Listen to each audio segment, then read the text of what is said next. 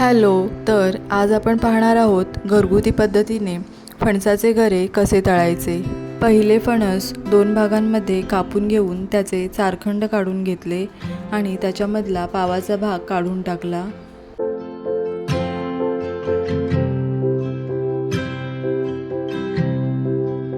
त्यानंतर गऱ्यांना लागलेली पात काढून घेऊन गरे साफ करून घेतले।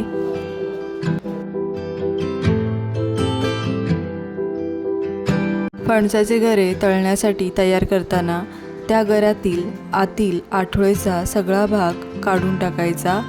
गरे कट करताना ते लहान आकाराचे कट करावेत, त्यामुळे तळताना ते पटकन तळले जातात आणि नरम होत नाहीत।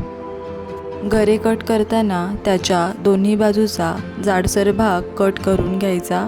हा भाग टाकून देण्याची गरज नाही, या भागाची आपण नंतर भाजी बनवू शकतो। आणि अशा प्रकारे लहान आकाराचे गरे कट करून घ्यायचे।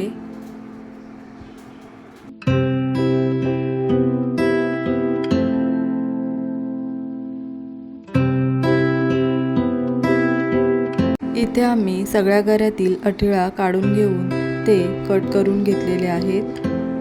गरे तळण्यासाठी आपण खोबरेल तेल किंवा गोडे तेल अशा कोणत्याही तेलाचा वापर करू शकतो। तेल चांगल्या प्रकारे गरम झाल्यावरतीच त्यामध्ये गरे टाकावेत। ते थोड्या थोड्या वेळाने झाऱ्याने फिरवत राहावेत, म्हणजे व्यवस्थित भाजले जातात। तळलेल्या गऱ्यांना खारट चव येण्यासाठी एका भांड्यामध्ये थोडंसं मीठ घेऊन ते पाणी व्यवस्थित ढवळून घ्यायचं आणि मग ते पाणी कढईत आपल्याला हव्या त्या प्रमाणामध्ये टाकायचं। ही प्रोसेस आपण गरे थोडेसे तळले गेल्यानंतर करायची आणि गरे झाऱ्याने व्यवस्थित हलवून घ्यायचे। झाऱ्याने गरे हलवताना जेव्हा त्याचा खळखळ असा आवाज यायला लागतो, तेव्हा समजावे आपले गरे व्यवस्थित तळून झाले आहेत। त्यानंतर कढईतले गरे एका भांड्यात काढून ते व्यवस्थित पेपरवरती पसरवून ठेवायचे, म्हणजे त्याच्यामध्ये जे एक्स्ट्रा ऑइल असतं ते निघून जाते।